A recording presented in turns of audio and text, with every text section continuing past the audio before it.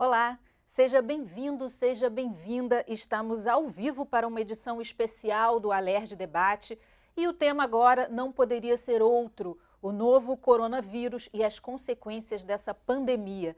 Já são mais de 200 brasileiros infectados, só no estado do Rio de Janeiro são até agora 31 casos confirmados e mais de 100 suspeitos. Ainda não há mortes, mas aqui no Rio já temos o primeiro caso considerado gravíssimo.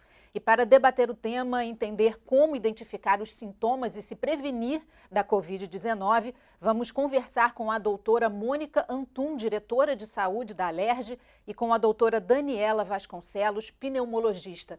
Obrigada pela presença das duas doutoras aqui nesse programa especial ao vivo que a gente está fazendo hoje.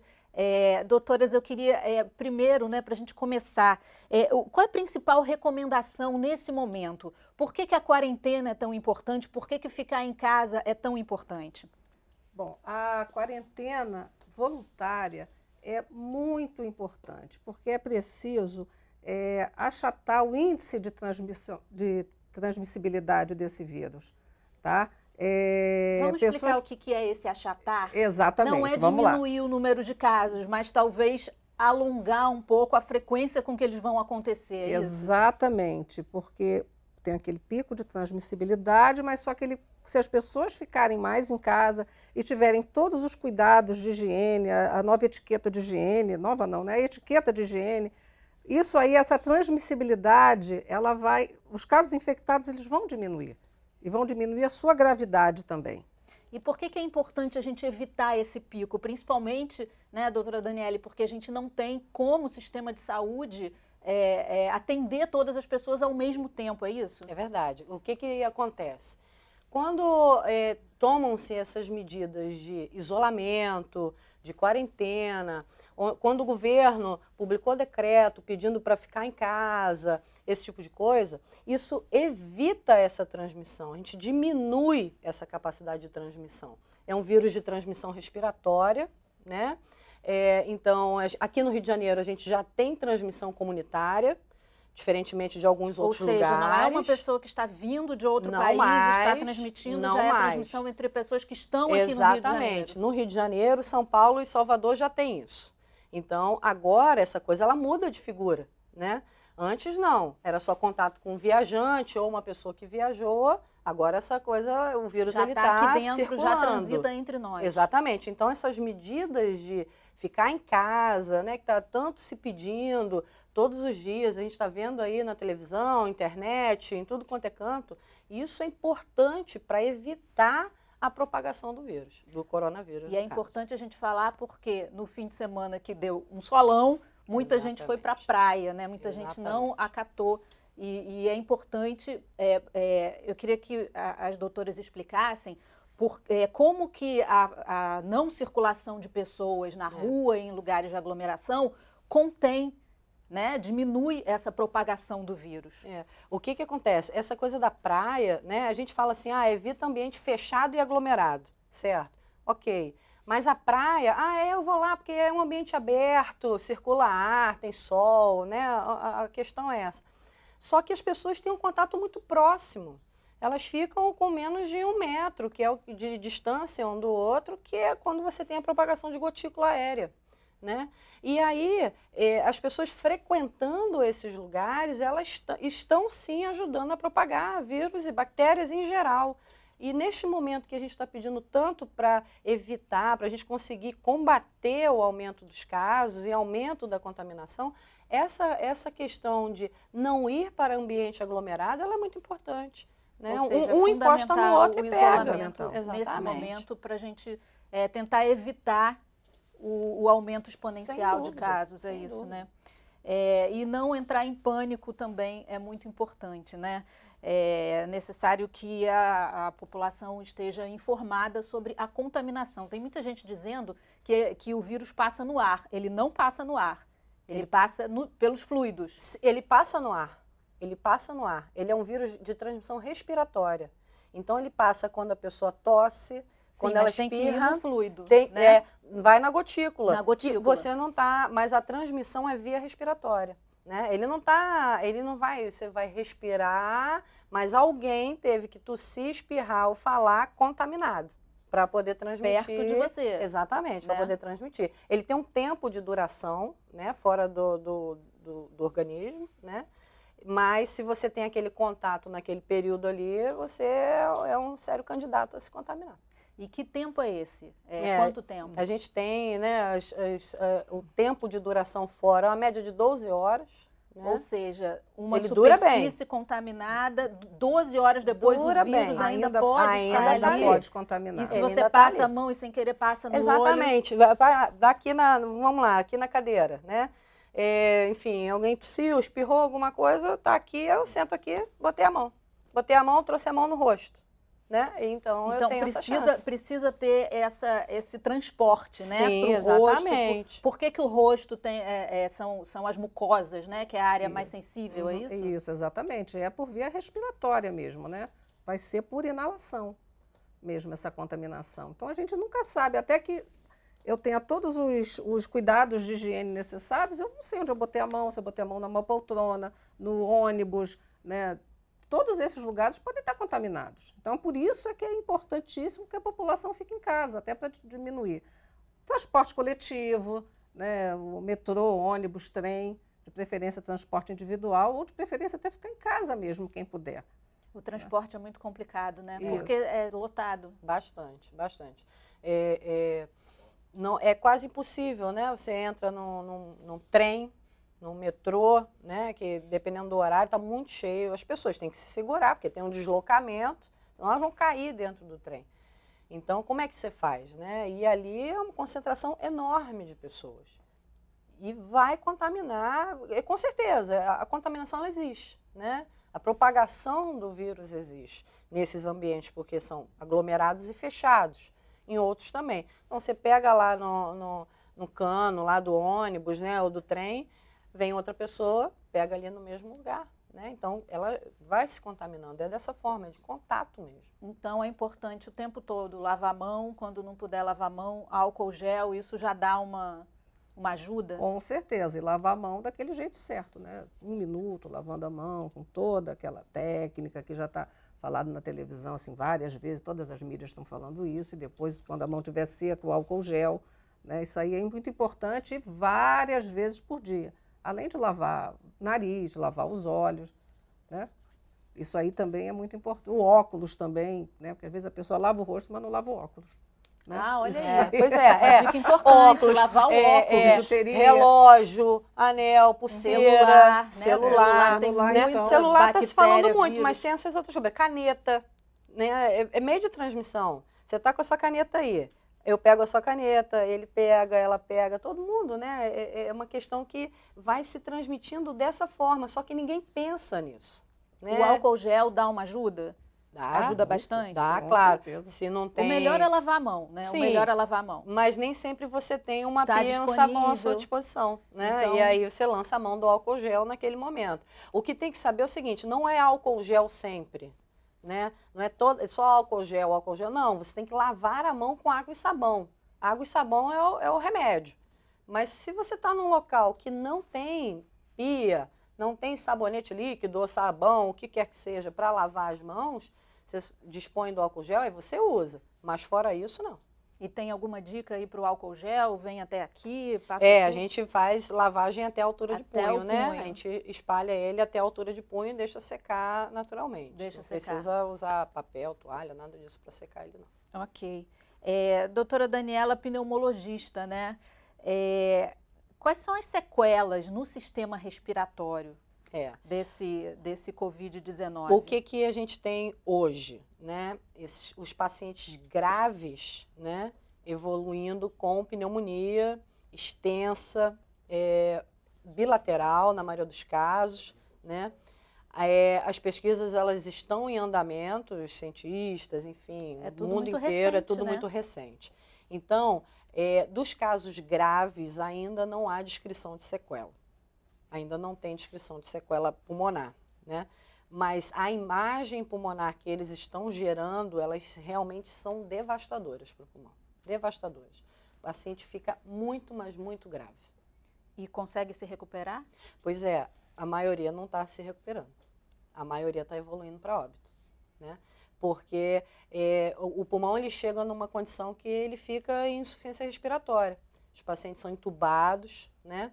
A saturação de oxigênio, que é a medida de oxigênio que a gente tem, né? Que a gente respira, ela cai muito, esses pacientes ficam dependentes de ventilador mecânico e dali eles não conseguem reverter. Realmente é uma situação muito grave.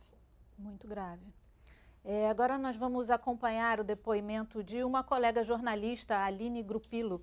Ela mora em Portugal e conta como está a vida por lá e que ações de prevenção e combate ao novo coronavírus foram tomadas pelo governo. Boa noite,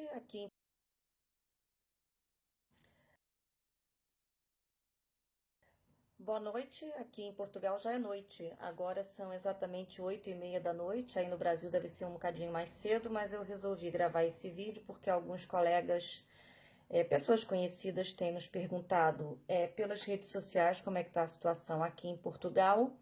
A situação é um tanto quanto, quer dizer, inspira ainda muitos cuidados, porque, como todo mundo já sabe, já ouviu os especialistas dizerem, o vírus é altamente transmissível, né? É muito fácil passar de uma pessoa para outra. Então, por exemplo, eu vivo na região centro de Portugal, numa cidade pequena, de cerca de 40 mil habitantes, que fica ao pé da Serra da Estrela, chamada Covilhã. Graças a Deus, aqui na cidade não há nenhum caso confirmado e na região tem 31 casos confirmados. Mesmo assim, muitas pessoas têm atendido ao chamado do governo de não sair às ruas. Então, hoje eu precisei ir ao supermercado e fui eu que fui, porque a orientação, inclusive, das autoridades de saúde é que se alguém tiver que sair de casa para ir em busca de bens essenciais a exemplo dos supermercados, farmácias, que saiam os mais jovens. Então, como eu sou a mais jovem depois da filhota e obviamente que eu não ia deixá-la sair sozinha à rua, fui eu que fui ao supermercado. Tem muitos bares, cafés, lanchonetes fechadas na cidade. Outras, as que estão abertas, estão com um movimento muito, muito pequeno. Em uma delas que eu passei, na ida tinham 4 pessoas que eu contei, na volta só tinham mesmo os 2 funcionários, não tinha mais ninguém. No supermercado tem tudo, o que falta mesmo são as carnes. Os repositórios de carnes estão vazios, mas o restante das coisas tem praticamente tudo. Agora, o mercado, obviamente, que passou a limitar o número de pessoas dentro do espaço fechado.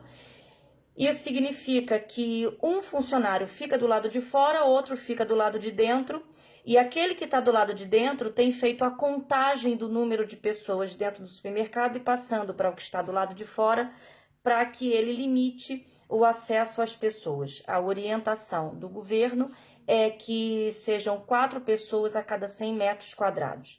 Então, assim, nós estamos bem, nós estamos em casa, minha família está em casa, nós temos saído muito pouco, eu tenho trabalhado de casa, a partir do computador, e aproveitado esse tempo que não posso ir à universidade. Alguns sabem, eu estou aqui fazendo doutorado, então eu estou aproveitando esse tempo que não posso ir para a universidade para ficar um pouquinho dentro de casa, dar um pouco mais de atenção à família, converso um pouco com o esposo, converso um pouco com a filha. Outras vezes eu me isolo para poder ler e dar atenção àquilo que precisa do ponto de vista acadêmico. Então é isso, estamos bem, isso é o que importa, mas eu queria deixar uma mensagem para os colegas do Brasil, é que tenho acompanhado com um pouco de apreensão as notícias daí, e o que preocupa é que se Portugal, que é um país tão pequeno, com uma população que cabe em todo o Rio de Janeiro, quer dizer, só o Rio de Janeiro tem o tamanho da população que tem em toda Portugal, talvez até mais. Então, se Portugal, que é um país pequeno, tem havido uma luta forte para que as pessoas cumpram as orientações das autoridades de saúde, não entendo como seja possível que num país tão grande e tão populoso como o Brasil, algumas figuras públicas, além de não darem o exemplo, estimulam o contato social, e para além disso, algumas pessoas que não estão acreditando. A questão fundamental é, todos nós, muito provavelmente, mais cedo ou mais tarde, seremos infectados pelo Covid-19. O ponto central é evitar que isso aconteça num único período de tempo, o que pode fazer com que as unidades de saúde entrem em colapso, ou seja, não tenham condições de atender todas as pessoas ao mesmo tempo, tá bem? Fica essa a dica para quem está aí do outro lado do Atlântico, muita saudade de casa, muita saudade dos amigos, mas estamos bem, isso é o que importa. Um beijo a todos, cuidem-se. Doutora Mônica, doutora Daniele, a Organização Mundial de Saúde já mudou o epicentro do coronavírus, né, que era a China e agora é a Europa. Que exemplos de outros países a gente pode aproveitar para o Brasil? O exemplo, bom, essa moça que fez o depoimento agora, realmente ela falou coisas bem interessantes, né? Se Portugal, que tem uma população que cabe dentro do Rio de Janeiro e já está com todos esses cuidados, então a gente tem aqui que ter muito mais cuidados, os cuidados têm que ser muito redobrados. Principalmente idoso ficar em casa, quem tem algum fator de risco ficar em casa, né? Tem que se pensar no coletivo, né? Não no individual. Eu quero ir à praia porque eu quero me divertir. Né? Tem que pensar no coletivo, do que aquela ação ela vai gerar na população toda. Né? Esse é um grande exemplo. E em relação ao atendimento médico que a gente está ouvindo falar da Europa, principalmente da Itália, a Itália pode ter negligenciado um pouco e por isso lá foi tão forte? Porque essa epidemia, a pandemia, né, na Itália chegou a um número tão exponencial assim? Dá para a gente projetar alguma coisa? Eu não acredito exatamente em negligência. Eu acredito que a situação é muito nova, né? E as medidas talvez não tenham sido impostas logo, porque não havia tem que ser antes, talvez né? um consenso. Tem que ser antes da coisa. Talvez também porque a Itália é um país de referência de turismo, né? E isso também possa ter ajudado, tal como o Rio de Janeiro, né? Sim. Rio de Janeiro aí, a gente teve agora carnaval. Né? A Itália cancelou o carnaval e mesmo assim virou o que está acontecendo lá agora, né? Então, quer dizer, talvez isso também tenha sido um ponto forte na disseminação de vírus lá. Outro lugar também que não estão falando muito, mas que também está bem intenso é o Irã. Né? O Irã, né? E a gente tem pouca notícia do Irã. Exatamente, país fechado. Tem pouca informação, né? A gente não sabe nada, né? Exatamente. O álcool gel já está em falta em algumas farmácias, o produto está muito acima do preço. Se você, consumidor, identificar abusos, é só ligar para o Alô Alerj 2588.000 ou para a Comissão de Defesa do Consumidor da Alerj, que é o 0800 282 7060. Agora a gente vai fazer um intervalo rapidinho, o Alerj Debate volta já já. É só um minuto, fica aí.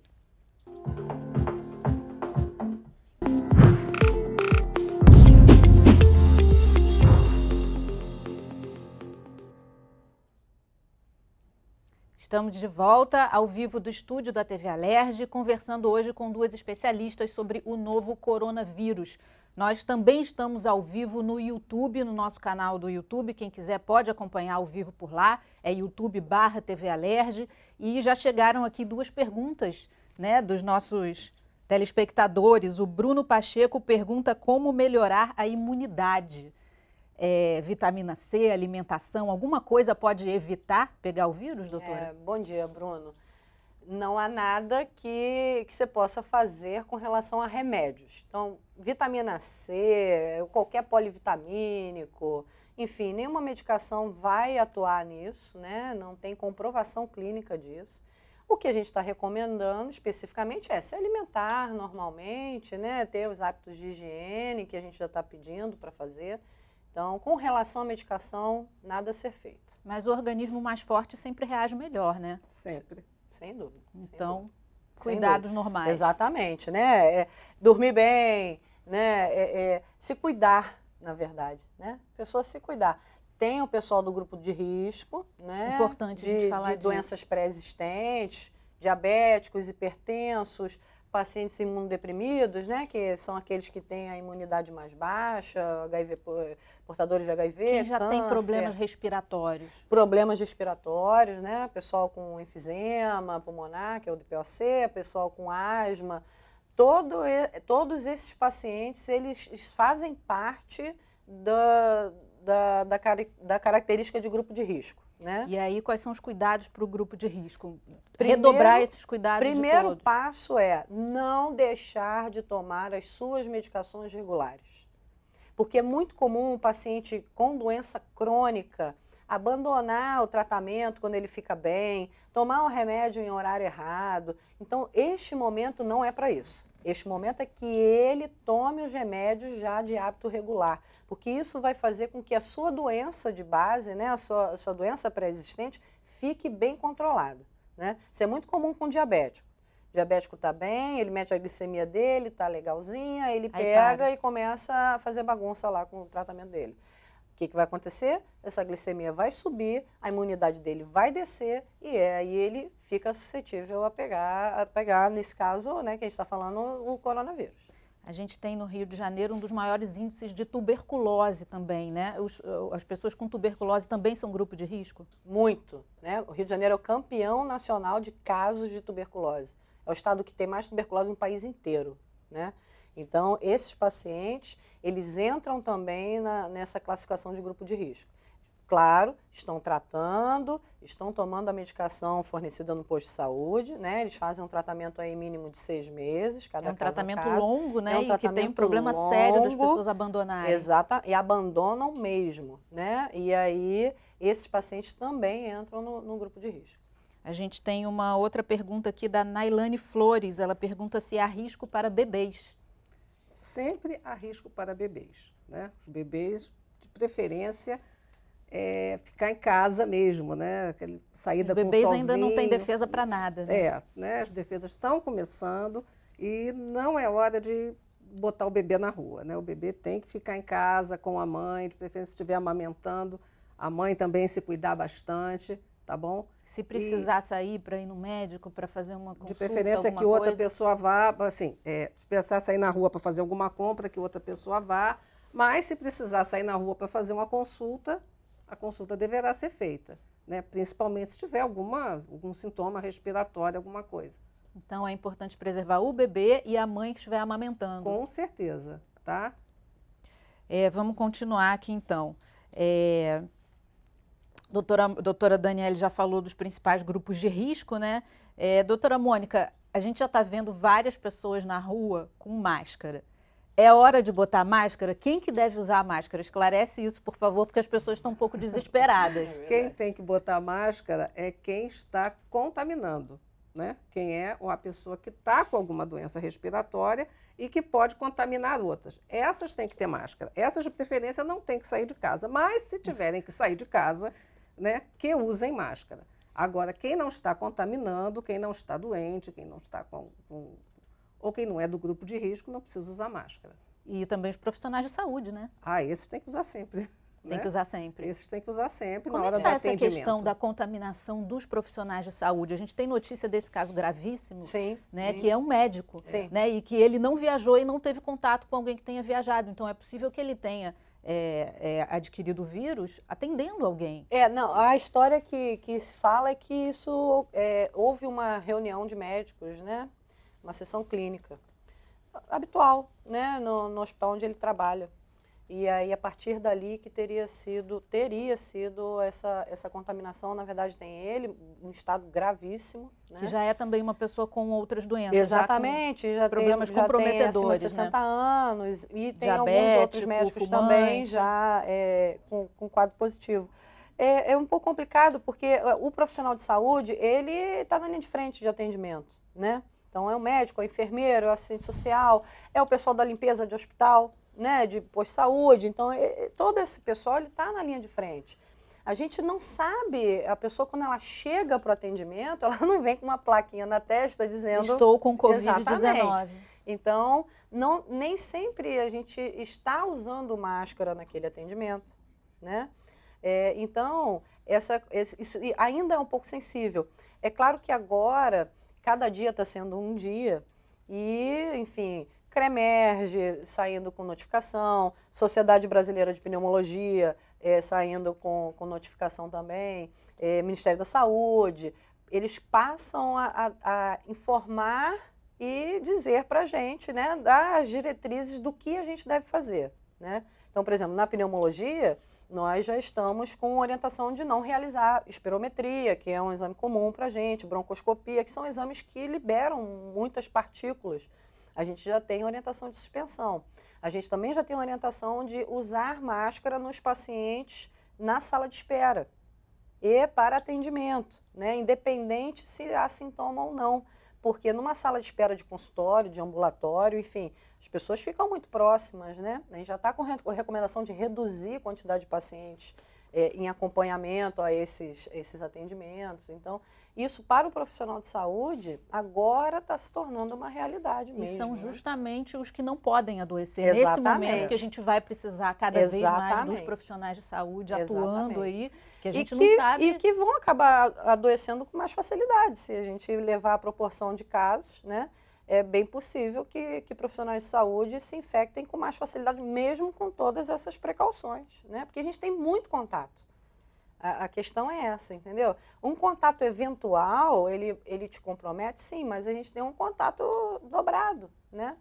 E a partir do momento que a gente espera aí uma progressão de contágio, né? Imagina só a quantidade de atendimentos diários que a gente vai fazer em unidade de emergência, em consultório, em ambulatório, enfim, essa coisa toda. A gente tem como imaginar aí para frente quando vai ser o pico, quando que isso vai aumentar mais, daqui a um mês, daqui a 2 meses? Acho que a projeção, Uma projeção que tem daqui a 20 dias, né? Mais ou menos. 20 dias, mais ou O menos. que a Secretaria Estadual está projetando é que início de abril, né? Caso não haja, né, essas medidas aí não sejam bem respeitadas, né? Estão projetando 25 mil casos. Pro Esses Brasil? casos, Rio. eles vão acontecer. Essa contaminação, ela vai acontecer de qualquer maneira. O que se precisa é que diminua o tamanho dessa onda, né? Isso é que é importante, diminuir o contágio, diminuir a transmissão, que ela vai acontecer, essa onda vai chegar. Agora precisa ser diminuída, né? Como um tsunami, como né? um tsunami, vem exatamente. devagarinho e aí vem a onda avassaladora. É a mesma situação. Aqui no Rio de Janeiro a gente tem um problema mais preocupante, né? Que a gente tem mais de 1.000 comunidades, né? Pessoas que moram muito aglomeradas, muito juntas, às vezes uma família de 5, 6, 7 pessoas vivendo em um cômodo, né? Por enquanto, a pandemia, né? Os casos infectados, eles estão ainda num nível de pessoas que viajaram, que tiveram contato no exterior e tal. Já tem alguns aqui, mas é controlado. Por enquanto, pouco número, né? Mas é bastante preocupante, né? Quando isso começar a chegar nas comunidades, nas favelas do Rio. Qual a recomendação para essas pessoas nesse momento? Acho que basicamente é deixar o máximo possível de suas casas bem ventiladas, né? Janela aberta, né? Entra o sol, entra vento, o máximo que puder, né? A gente sabe, nessas comunidades, as casas são pequenas, muita gente, tudo muito próximo. Então, essa é a medida talvez ideal, né? E tendo uma pessoa infectada na casa, os outros que não estão infectados, que medidas devem tomar com essa pessoa que está infectada? Não, essa pessoa que está infectada, se possível, ficar o mais isolada possível. Mas como ficar isolada numa casa de um cômodo só? É difícil, né? Então, assim, cada caso tem que ser pensado, né? Mas, sim, as medidas são sempre lavar a mão, passar o álcool gel, ou deixar aquela pessoa que está infectada de máscara, se for possível. E limpeza na casa, álcool pela casa Sim, inteira. Muito álcool, muita limpeza, muito Os desinfetantes em geral, né, eles funcionam bem. Deixar a casa limpa, né? É a mesma história, contato, encostou, passou, né? Se dentro de uma casa tem uma pessoa positivo, caso positivo, já imediatamente para quarentena, máscara o tempo todo, isolado o máximo possível. Como a Mônica falou, numa casa de um cômodo, isso é complicado, né? E vai, de alguma forma, todo mundo ali possivelmente vai virar caso positivo, né? É uma grande possibilidade. Pode não acontecer, mas é uma grande possibilidade. Então, nesse cenário, né, todos ficarem em isolamento. Importante isso. A gente também tem dúvidas da população. Claro, todos têm dúvidas, né? Vamos responder algumas delas agora. Doutora, eu gostaria de saber se a vitamina C, que muitas pessoas estão falando que ajuda a prevenir o coronavírus, se é verdade, se ajuda ou se não ajuda. E eu gostaria de saber quais são os sintomas assim, do coronavírus para que eu possa estar me prevenindo, né? Vitamina C, a gente já até tinha falado, exatamente. Né? A vitamina C, assim, porque as pessoas usam a vitamina C como proteção para resfriados, né, essa coisa.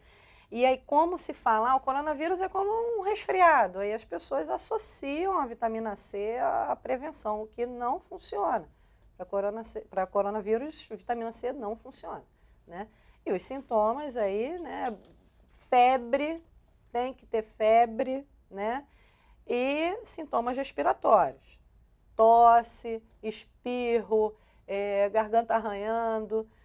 E a evolução disso é a falta de ar. É aí que leva o quadro mais grave, né? Que a pessoa precisa esperar a falta de ar para procurar atendimento?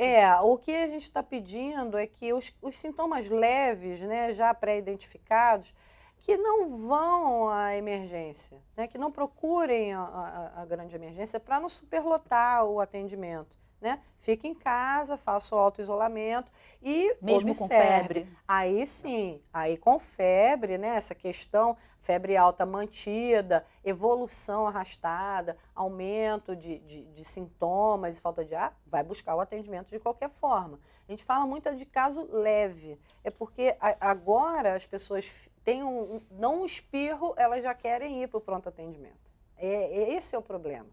Entendeu? A gente tem que tomar cuidado para não superlotar. Exatamente. Porque sempre tem o caso mais grave. Né? Isso, exatamente. E aí aquele paciente que às vezes só está com caso leve, está atravancando o atendimento do mais grave. Claro, 80%, 80,9% dos casos são casos leves. Né? Então, assim, se essas pessoas... Sem febre, só aquele sintoma febril, um estado febril simples que vai durar 4 dias, 5 dias, assim, e vai passar. Né? Então, se não tiver agravamento desse pequeno quadro, né, não tem que sair, não tem que procurar a emergência. Fica em casa, porque em também isolamento. não tem o que fazer, né? Sim, não exatamente. tem um remédio para tomar, uma vacina, é esperar. Não há tratamento. Não há o que fazer. Se essas pessoas resolverem ir ao pronto-socorro porque espirraram, como ela falou, como vai ficar um pronto-socorro, uma UPA, uma clínica de saúde da família? Né? Que aí quem não estava contaminado agora que vai ficar mesmo, porque está todo mundo ali. E aí vai propagar. Aí vai propagar bastante. Vai propagar. Vamos ver mais dúvidas? A gente tem aí mais dúvidas da população na rua. Então, doutora, é necessário que os idosos já comecem a usar, porque eu tenho idoso em casa, entendeu? Então eu queria saber se é hora já deles usarem a máscara. Como nós idosos que somos mais afetados, o que eu devo de fazer? Eu queria saber o seguinte, uma simples gripe ou um resfriado tem diferença para o coronavírus? Tem alguma diferença assim, alarmante, notória nisso ou não? Questão aí dos idosos, né? A gente tem visto, principalmente na Europa, que tem um número maior de idosos, né? Muitas mortes, e aí as pessoas entram um pouco em pânico. Quem tem idoso em casa também fica preocupado. O que a gente pode aconselhar nesse momento para os idosos? O idoso ele tá no grupo de risco, né? Ele é o pessoal da frente do grupo de risco, né? Então, idosos hoje permaneçam em casa. O pedido é esse, permaneçam em casa. Essa questão de ficarem circulando pelas ruas nesse momento, ficarem indo para ambientes fechados, ficarem indo para consultas médicas de rotina, né? Que não tem uma urgência. Não tem uma urgência, pode adiar isso, né? Porque a partir do momento que ele entra ali no consultório médico, ele está se submetendo eventualmente a alguma questão respiratória. Então, o idoso, ele deve sim ser protegido nesse momento. Não tem necessidade de máscara, né? Não tem necessidade de máscara. Não tem, a não ser que tenha sintoma, né? A gente tem que sempre bater nessa tecla. Tem sintoma respiratório, usa máscara. A máscara é para proteger quem está em volta. Então, quem está doente usa para não passar para quem está ao redor. Né? E aí é importante a gente falar também da pessoa mais jovem, mas que mora com o idoso, que vai visitar o idoso, pode levar o vírus, né? Exatamente. Então, quer dizer, é importante, o isolamento é importante para todo mundo, na verdade. Exato. Não estamos num cenário normal, né? Estamos num cenário totalmente diferente. Então, as medidas têm que ser realmente diferentes, até muito intensas, né, essas medidas. A gente teve ali também o senhor que perguntou as diferenças entre o resfriado, né, uma gripe para o coronavírus. O quadro, ele é diferente, né? A gente fica falando, parece um resfriado, talvez até para as pessoas poderem entender o que pode acontecer. Mas na situação do coronavírus, a gente tem febre alta, acima de 38, tosse, na maioria das vezes seca, sem secreção, tá? Espirros, o que fica muito semelhante a um quadro gripal, a um quadro de resfriado. E evolui com falta de ar. Num resfriado, você não evolui com falta de ar. Num resfriado, você pode simplesmente ter uma febre baixa, você não evolui com febre alta, né? Dores no corpo, o coronavírus não dá dor no corpo, né? Num resfriado, você só tem ali o nariz, uma coriza, o nariz entupido. E na gripe, e a gente pensa em influenza, aí começa a desdobrar, H1N1, essas coisas, aí a gente tem um quadro um pouco mais severo, tem dor de cabeça, no coronavírus não tem dor de cabeça, entendeu? Então essas coisas são diferentes sim, são situações completamente diferentes. Gripe, resfriado e coronavírus são coisas diferentes. Os sintomas podem ser parecidos, né? Mas são completamente diferentes. Ok, obrigada, doutora Daniela, obrigada, doutora Mônica. A gente vai fazer mais um intervalo, voltamos já já.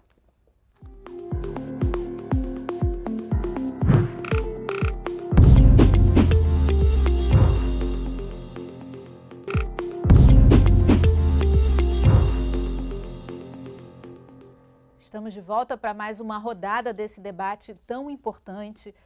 Doutoras, são muitas dúvidas ainda, né? Por exemplo, quanto tempo o vírus permanece no organismo antes de se manifestar? A pessoa pode ficar com o vírus incubado durante dias? Pode ficar de 5 dias, mas já tem caso até de 16 dias. Tá? Sem o vírus se manifestar? Sem incubação. Tem um estudo chinês que diz que vai até 24 dias. E enquanto o vírus está incubado na pessoa e não se manifesta, essa pessoa pode transmitir? Existem estudos que já dizem que pode transmitir sim. Ou seja, ela nem está sabendo que está transmitindo. Está sem os sintomas. Assintomático pode transmitir. É mais ou menos o que estão falando de criança. Que a criança seria um portador assintomático, né? E aí a gente fala assim, evita visitar o avô e a avó, porque ele pode levar o vírus para os idosos. E não está nem sabendo porque não se manifestou ainda. Exatamente, porque está em incubação ainda. À medida que ele se manifesta, tem um tempo para cura ou vai depender da pessoa?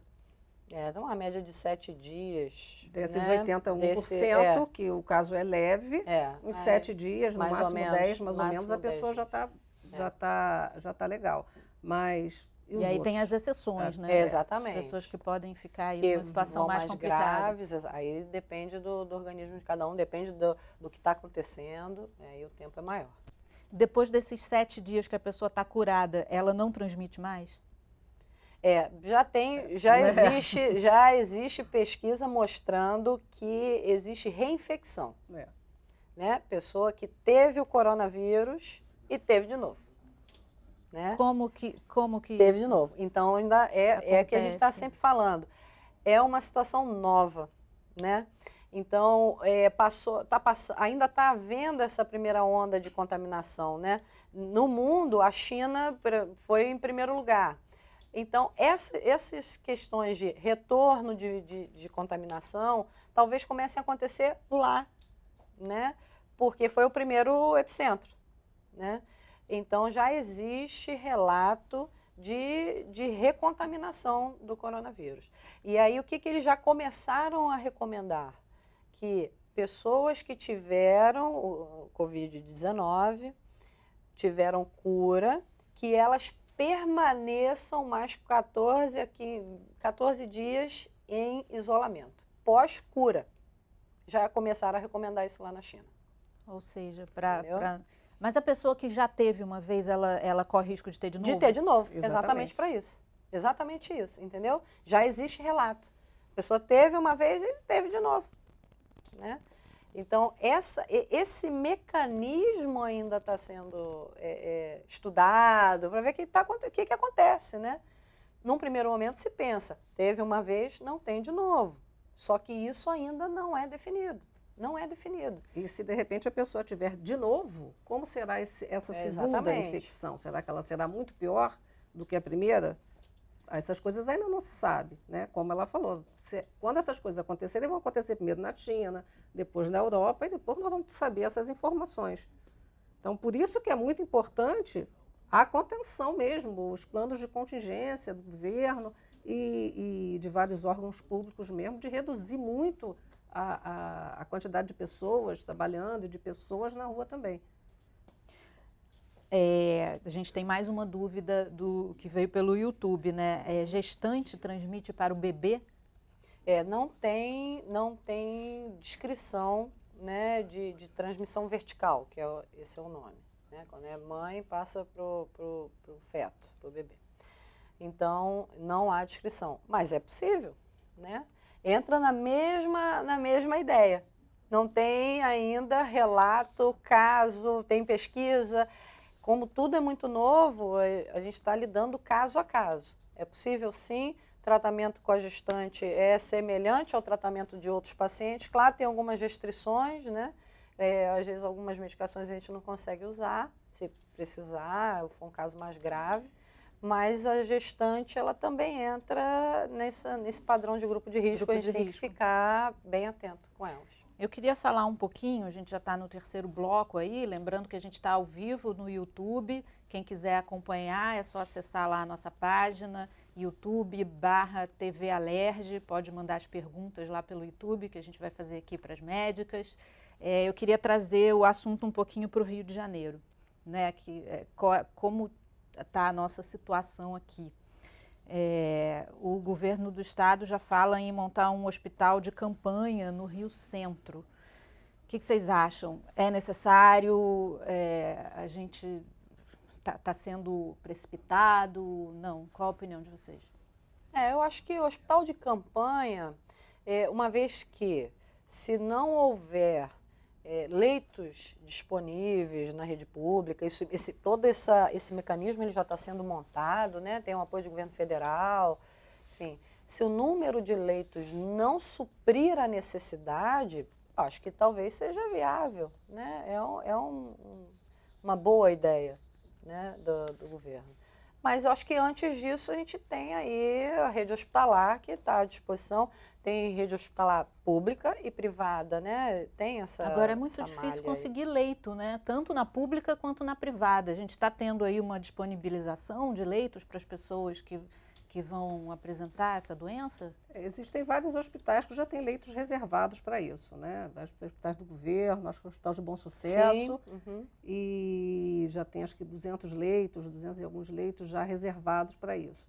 Mas por isso que é importante, como já te falei, acho que já umas 4 vezes aqui, a contenção das pessoas em casa, né? Isso aí é o que mais vai diminuir essa onda. Outra coisa também é a questão da vacina, né? O governo federal vai antecipar a campanha da vacina, né? Uhum. Que normalmente acontece lá para maio. Sim. E tal, que é quando a temperatura baixa um pouquinho, as pessoas ficam mais gripadas. Vai antecipar agora para o final de março. Começa dia 23, agora, né? Dia 23 de março começa a campanha da gripe. Por que é importante tomar essa vacina? Ela protege do coronavírus? Não. Mas é importante tomar, tanto que o governo está antecipando. Por quê? A ideia do governo federal é, uma vez que o paciente tome a vacina da gripe, né, contra a gripe, desculpa, esse paciente, se por acaso ele apresentar algum sintoma sugestivo de coronavírus, né, ele já vai falar, não, eu já tomei a vacina contra a gripe. Então, ele passa, o diagnóstico dele fica mais rápido. A ideia é essa, né? Então, você faz uma proteção em massa para o influenza, que a vacina de gripe, contra a gripe é para o vírus influenza, mas protege a população e faz com que o diagnóstico seja um pouco mais ágil. Ou seja, já faz uma triagem, né? Sim, já faz uma triagem, Né? exatamente. Quem tomou a vacina da gripe e está com esses sintomas, é mais possível exatamente, que seja ele já sai, o coronavírus. Isso aí, isso aí. Aquele pequeno resfriado que a pessoa tem, a síndrome gripal, ela já não vai acontecer em quem vacinou contra a influenza, H1N1. Entendeu? Então, o diagnóstico de coronavírus vai ser mais preciso. Eu queria falar também sobre medicação, né? A gente está vendo aí nas redes sociais, muita gente falando muita coisa, que alguns medicamentos são mais indicados do que outros nesse momento. E uma das informações que chegaram é que o ibuprofeno não seria indicado nesse momento. O ibuprofeno é um anti-inflamatório, né? Que nem é tão utilizado no Brasil, ele é mais utilizado na Europa. E é por conta disso que lá estão alertando as pessoas para não usarem. E por quê? Qual o problema do ibuprofeno nesse momento?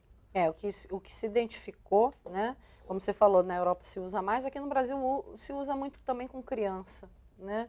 Para questões de febre, antitérmico e tal. Então, lá na Europa e na Itália, o que está se identificando é que esses pacientes que estão com coronavírus, eles usaram ibuprofeno para suspender febre, enfim, os sintomas. E aí estão fazendo uma relação entre a piora do quadro naqueles que usaram o ibuprofeno.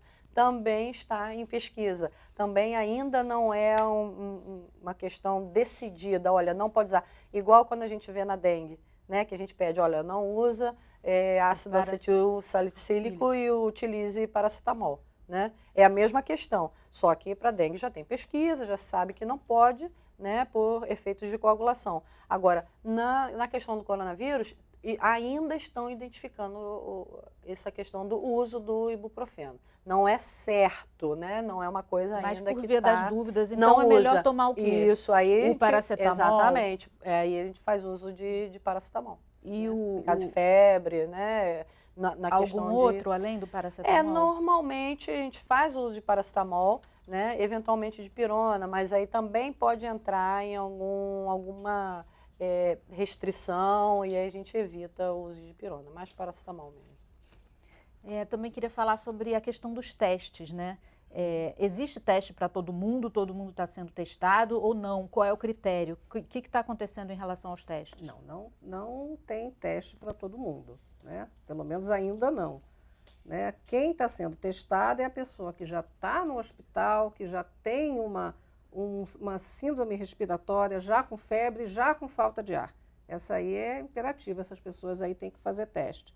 Numa situação antes dessa, entendeu? Aí depende muito da disponibilidade de testes ainda. Né? De kits de teste. A fila é grande. Uma fila de espera grande. Mas então pode ter muita gente que está com o vírus exatamente, e que não foi testada. Ou que foi testado e está aguardando o resultado. Isso tem muita. A gente pode ter uma subnotificação? Por enquanto, esses números sim. podem ser muito pequenos em relação ao real sim, porque número de pessoas? É só a gente observar, né, a cada dia a gente vai aumentando o número de casos. Isso também é um reflexo dessa fila de espera de resultado do teste, que é muito grande, né? A gente tem aí uma gama aí de casos suspeitos aí que beira 2.000 casos, e todos eles são testados, né? E aí isso só vai aumentando, cada dia vai aumentando mais, né? Os pacientes vão buscando atendimento, quando ele busca o atendimento, ele faz o teste. Isso é na rede em geral. A rede privada de laboratórios já começou a fazer testagem também, né? Tem que ter o pedido, enfim, Inclusive, teve uma parâmetro. resolução da ANS dizendo que os planos de saúde Sim. têm que cobrir o teste do vírus. Exatamente. Mas a gente ouve relatos de que não estão sendo feitos. É aquela velha história, Ou estão né? sendo feitos com certo critério. Exatamente. Existe um critério para fazer o teste. O problema é que quando se apavora a população, né, todo mundo quer fazer teste. Né? Você deu um espirro, você quer testar. Um espirrou é coronavírus. Não, não é assim. E aí, claro, isso dá sobrecarga. Então, tem que existir critério para a solicitação do exame. Até também para não ficar esse monte de exame esperando o resultado e subnotificando, porque só dá para notificar exatamente, você faz uma pré-notificação, mas o caso confirmado é somente depois do teste positivo e contraprova, que vai para a Fiocruz. Ou seja, só conta se está infectado com o teste. Exatamente. Sem o teste, com o exame clínico, não caso conta. Suspeito. Caso suspeito. Ok. Ele é enquadrado no caso suspeito. Né?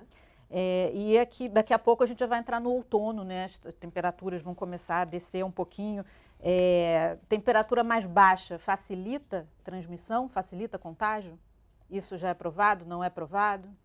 Que está se mostrando Está que se sim, mostrando né? que sim. Que sim, casos, ambientes frios, né? Inverno, lá China, Europa, a gente estava em período de inverno. Inverno. Né? Inverno. Então a gente pode esperar pegar essa o pior onda aqui. Exatamente, a gente pode pegar essa onda porque está acabando o verão, está entrando outono.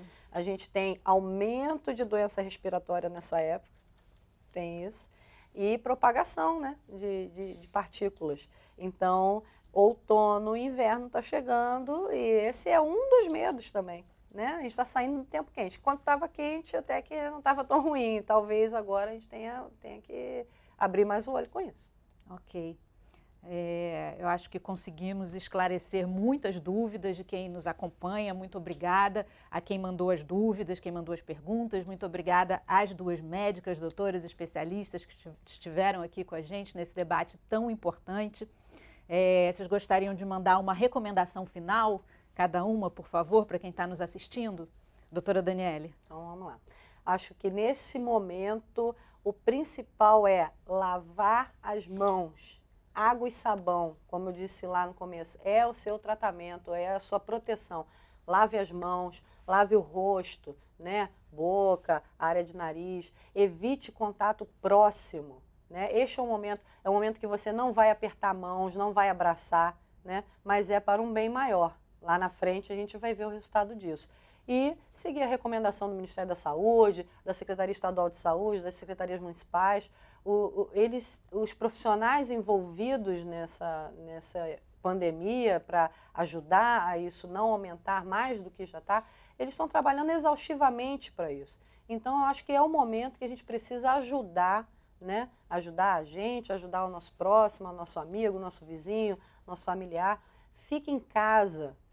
É isso que a gente está pedindo, fique em casa, né? Evite circular, para que a gente possa quebrar essa cadeia de transmissão.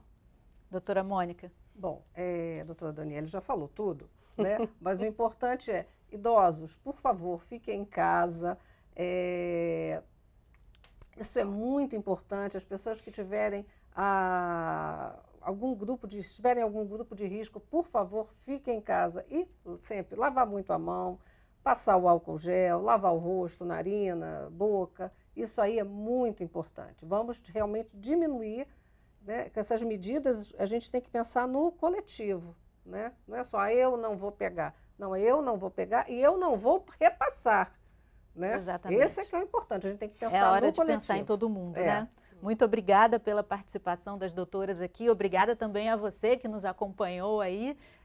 A TV Alerj agradece a sua companhia. Até a próxima. TV Alerj, o canal do povo.